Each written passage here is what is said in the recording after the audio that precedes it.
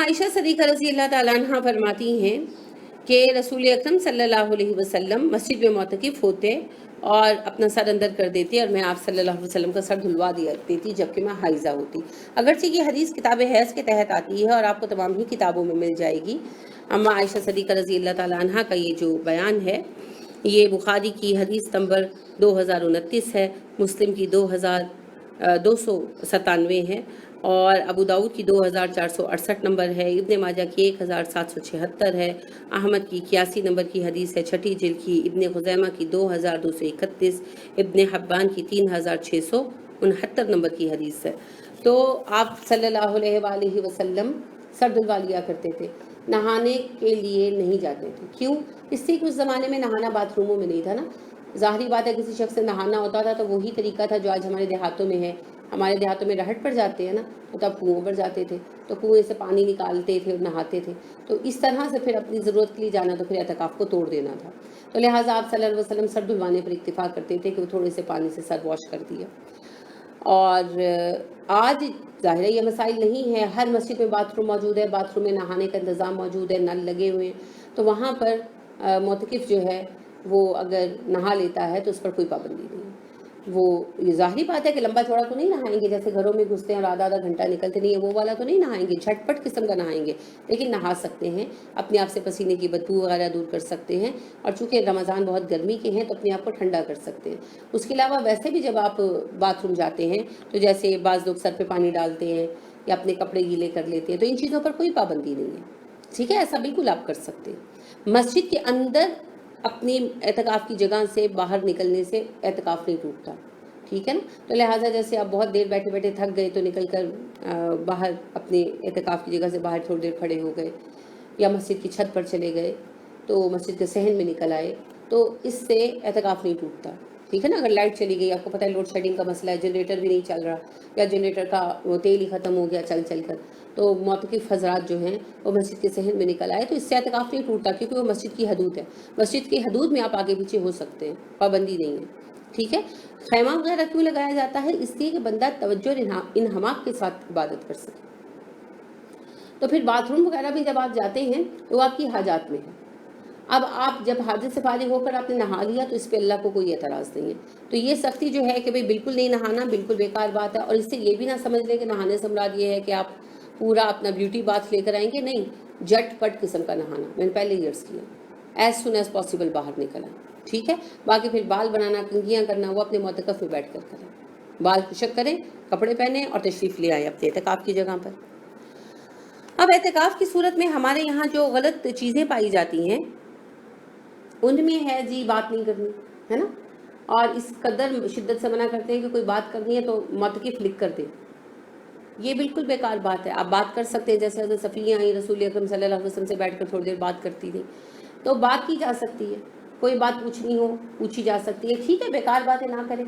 बात करने का मतलब ये नहीं कि आप फ़ोन पर बातें करने पर शुरू हो जाएं। बात करने का मतलब ये भी नहीं है कि आपकी कोई बहन, आपकी कोई अजीज़ सहेली मिलने आ गई तो आप कहें कि अच्छा इसको अंदर ही भेज दो और शुरू हो जाए ज़माने भर की बातें करने। लेकिन ज़रूरी बात कर सकते हैं, जैसे कुछ चाहिए तो आप कह सकते हैं। और इसी तरह अगर घर वालों को कोई हिदायत चाहिए, जैसे फ़र्ज़ करें कि वालिदा एतकाफ़ बैठी हुई हैं और बच्ची जो है वो कोई चीज़ बनाने खड़ी हुई, उसको नहीं पता चल रहा कि मैं क्या करूं, तो वो माँ से आकर पूछ ले कि अम्मी इसमें कितनी मिर्चें डालूं या इसको कितनी देर प्रेशर लगाऊं, तो अम्मा बता सकती हैं, इतनी पाबंदी नहीं है, ठीक है। उसके अलावा छोटी मोटी कोई हेल्प भी कर सकती है बैठकर, वहीं पर बैठकर, जैसे कोई कटिंग शटिंग कर दी, कोई हर्ज नहीं है, इतनी इजाज़त है, इससे एतकाफ़ नहीं टूटता, ठीक है। तो ये गलत फहमी पाई जाती है कि बात करने से एतकाफ़ टूट जाता है, नहीं, बात करने से एतकाफ़ नहीं टूटता, ठीक हो गया। उसके अलावा एतकाफ़ की मुद्दत कितनी है जी? एतकाफ़ की कम अज़ कम कोई मुद्दत नहीं है, ठीक है। उलमा कहते हैं कि एतकाफ़ चाहे एक दिन एक रात का कर लो, आपकी मर्ज़ी है। हज़रत उमर रज़ी अल्लाह अन्हु वाली हदीस भी तो मैंने अर्ज़ की ना, तो नफल है ना, तो इसलिए कोई हद नहीं है। अलबत्ता जो रमज़ान का सुन्नत एतकाफ़ है, इसकी मैक्सिमम हद जो है वो 10 दिन, तो लिहाजा ऐसा किया जा सकता है। एहतिकाफ़ करने वाला क्या चारपाई वगैरह पर सो सकता है जी? बिल्कुल सो सकता है, कोई पाबंदी नहीं है, बिस्तर बिछाए चारपाई पर सोए, इस चीज़ का तकवा से कोई ताल्लुक़ नहीं है। तो अब ये है कि एहतिकाफ़ के दौरान बैठने वाला बेकार गुफ्तगू से ज़रूर बचे, क्योंकि बेकार गुफ्तगू को तो वैसे भी रोक छोड़ दिया गया है ना, इस्लाम में वैसे भी मना कर दिया गया। और आप सल्लल्लाहु अलैहि वसल्लम ने इरशाद फरमाया कि جو اللہ پر اور آخرت پر ایمان رکھتا ہے اسے چاہیے یا تو اچھی بات کرے یا پھر چپ رہے. تو پھر حالت روزہ میں تو اور زیادہ ہم پابند ہو جاتے ہیں، اور روزے کے بعد پھر معتکف بھی ہیں تو پھر تو الحمدللہ اور بھی زیادہ اللہ کے یعنی نظروں میں اس وقت آئے ہوئے ہیں، تو مؤدب اور بھی زیادہ ہو جانا چاہیے. اور اعتکاف کے متعلق جو غلط فہمیاں پائی جاتی ہیں وہ کیا ہیں؟ اعتکاف کے متعلق غلط فہمی ہے کہ جیسے میاں بیوی ایک دوسرے کو دیکھ ہی نہیں سکتے. نہیں، مباشرت کرنا منع ہے. دیکھیے حالت روزہ میں میاں بیوی کا ایک دوسرے کے ساتھ سیکشل ریلیشن منع ہے، لیکن وہ ایک دوسرے کے ساتھ لگ سکتے ہیں، ٹھیک ہے نا، بوسہ لے سکتا ہے شوہر بیوی کا. لیکن حالت اعتکاف میں یہ بھی منع ہو گیا. لیکن ایک دوسرے کا دیکھنا منع نہیں ہے. جیسے شوہر معتکف ہے، بیوی کھانا وغیرہ دینے جاتی ہے، تو لوگ کہتے ہیں نہیں پردے کے پیچھے سے نہیں، وہ نظر نہیں آنا. حضرت صفیہ رضی اللہ تعالیٰ عنہ جو ام المومنین ہیں ہماری، تو اماں جان رسول اکرم صلی اللہ علیہ وسلم سے ملنے آئیں، آپ سے بیٹھ کر گفتگو کرتی تھیں، جاتے وقت آپ کہتے ہیں اچھا میں تمہیں چھوڑ آتا ہوں. تو یہ بالکل غلط باتیں ہیں. یہ حدیث میں نے بھی عرض کر دی ہے نا آپ کے سامنے. اسی طرح ہم عائشہ صدیقہ رضی اللہ تعالیٰ عنہ کہتی ہیں کہ رسول اکرم صلی اللہ علیہ وسلم اعتکاف کی حالت میں ہوتے اور اپنا سر میرے حجرے کے اندر کر دیتے اور میں آپ کے سر میں کنگھی کر دیتی. اسی طرح ہم عائشہ فرماتی ہیں کہ آپ اعتکاف کی حالت میں ہوتے اور اپنا سر مسجد سے نکالتے اور میرے یعنی حجرے میں کر دیتے اور میں آپ صلی اللہ علیہ وسلم کا سر دھو دیتی، حالانکہ میں حائضہ ہوتی. تو یہ بخاری کی حدیث نمبر 230 231 ہے، اور مسلم کی جو ہے یہ حدیث نمبر 297 اور 298 ہے. آپ ان کو دیکھ سکتے ہیں. تو بات یہ ہے کہ یہ غلط فہمی ہے.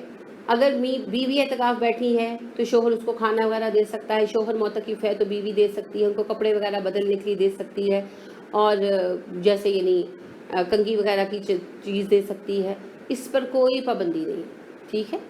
یہ بالکل بیکار کی باتیں، ہم لوگوں نے فضول کی باتیں گھڑی ہوئی ہیں. بات چیت کرنے سے میاں بیوی کے، یا ایک دوسرے کو چیز پکڑا دینے سے، یا بیوی شوہر کے بال ٹھیک کر دے، تو ان چیزوں سے اعتکاف نہیں ٹوٹتا، کیونکہ رسول اکرم صلی اللہ علیہ وسلم اللہ کے سب سے زیادہ متقی بندے تھے. تو جب آپ صلی اللہ علیہ وسلم کے عمل کی مثال ہمارے سامنے ہے تو باقی باتیں بیکار ہو جاتی ہیں.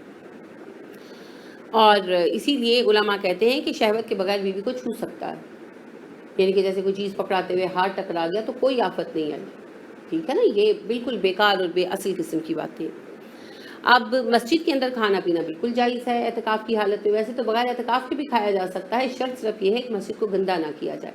تو معتکف لوگ بھی مسجد کے اندر کھائیں گے پیئیں گے، کیونکہ ظاہر انہیں 10 دن بیٹھنا ہے، 10 راتیں بیٹھنا ہے. لیکن ان کو بھی اس چیز کا خیال رکھنا چاہیے. اعتکاف کے عشرے میں جب مساجد میں جائیں تو یہ بہت تکلیف پیش آتی ہے کہ ایک تو مساجد کو وہ گندا کر دیتے ہیں معتکف لوگ، اور دوسرا یہ ہے کہ وہ طرح طرح کے سالنوں کی خوشبو سے مہکا دیتے ہیں. تو تھوڑی سی یہ احتیاط کریں کہ نماز کے اوقات میں اپنی کھانے پینے کی چیزیں پیک کر دیں، اور مسجد کی صفوں کو صاف رکھیں، آنے والوں کو سہولت دیں. اچھا، معتکف میں ایک اور اعتکاف کے دوران معتکفین کی طرف سے ایک اور بڑا مسئلہ یہ پیش آتا ہے کہ وہ اپنا سامان نہیں سمیٹتے نمازوں کے لیے. یہ دیکھیے مسجد اللہ کا گھر ہے، آپ کو رعایت دی گئی ہے، ملکیت نہیں دی گئی. لہٰذا ہونا یہ چاہیے کہ نماز کے اوقات میں اپنے سامان سمیٹیں اور ایک دوسرے کے لیے کشائش پیدا کریں، تاکہ نمازی جو ہیں وہ مسجد کو استعمال کر سکیں، کیونکہ مسجد کا اصل مصرف تو یہی ہے، ٹھیک ہے. تو اعتکاف کرنے والے جو معتکف لوگ ہیں ان کو بھی چاہیے کہ اپنے فرائض کا خیال رکھیں، اور آنے والے تو خیر کافی کرتے ہی ہیں ان کے لیے.